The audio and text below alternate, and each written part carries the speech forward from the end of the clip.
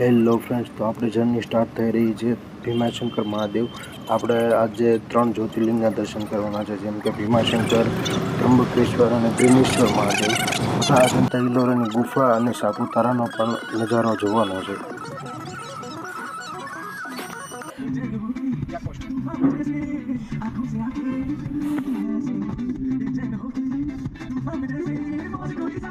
ભીમાશંકર મહાદેવની journey start કર્યા બાદ પ્રથમ હોલ્ટ આવે છે સાપુતારા. ત્યાં મેગીને ચા પીવા માટે હોલ્ડ કરીએ છીએ.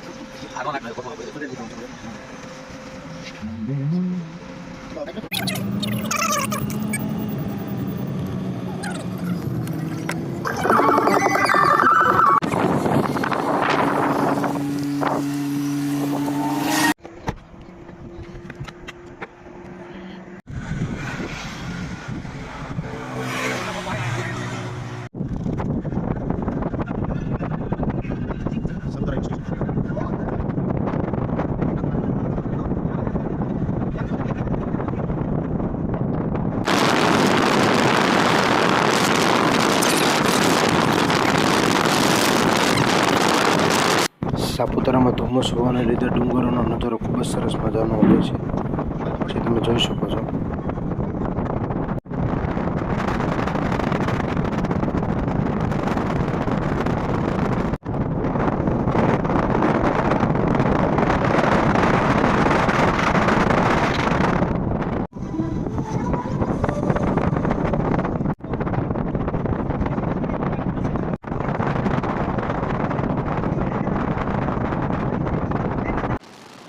અમારી જર્નીમાં અમારી સાથે સિદ્ધરાજસિંહ, રાજુ કાકા, યોગેશભાઈ જાની, અંકિતભાઈ મેણા તથા ચિરાગભાઈ જાળેલા પણ સામેલ હતા.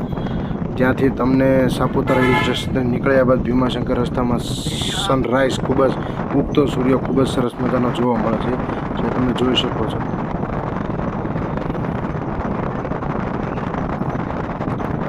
ઉગતા સૂર્ય, સનરાઈઝ.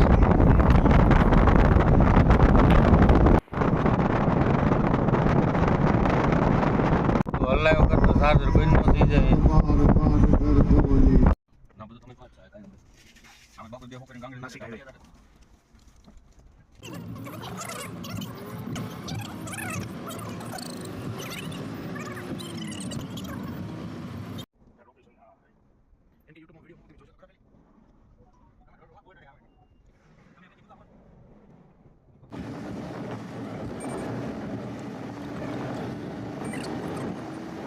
ભીમાશંકર જતી વખતે રસ્તામાં પહાડો કાપીને રસ્તો બનાવેલો છે, તો ખૂબ જ સરસ મજાનો સીન છે. ત્યાં ખૂબ જ સરસ મજાનો નજારો આવેલો છે, તે જોવાની ખૂબ જ મજા આવે છે. અને ઘણા બધા પહાડો કાપીને વચ્ચે થઈને રસ્તો કાઢેલો છે. દશરથ માજીનું જે રીતે દશરથ માજીએ જે રીતે રસ્તો કાપેલો હતો પહાડ તોડીને, એ જ રીતે પહાડ તોડીને અહીંયા રસ્તો બનાવેલ છે.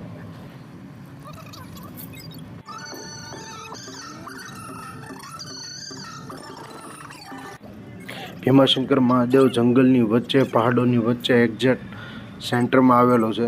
એના કારણે તેનો આજુબાજુનો નજારો ખૂબ જ સરસ મજાનો અને રમણીય નજારો છે, જે તમે જોઈ શકો છો. ડુંગરો અને એની વચ્ચે ભીમાશંકર મંદિરે જવાના ટ્રેકમાં કચરો તથા ગંદકી ફેલાવવાની ચોખ્ખી મનાય છે, એટલે એ વસ્તુ કોઈ પોસિબલ નથી ત્યાં. એટલે એ વસ્તુ કરવાની સખ્ત મનાય છે. ભીમાશંકર મંદિરે કાર પાર્કિંગમાં મૂકીને મંદિરે જવા માટેનું 700 થી 800 ફૂટનો ટ્રેક છે, ચાલીને જવાનું. પછી તમને મંદિરનો ગેટ આવશે. મંદિરના ગેટથી એન્ટર થતાં તમારે ત્યાં પગથિયાવાળો રસ્તો આવશે, ત્યાં તમારે લાઇનમાં ઊભું રહેવાનું રહેશે ગળદી હોવાના કારણે.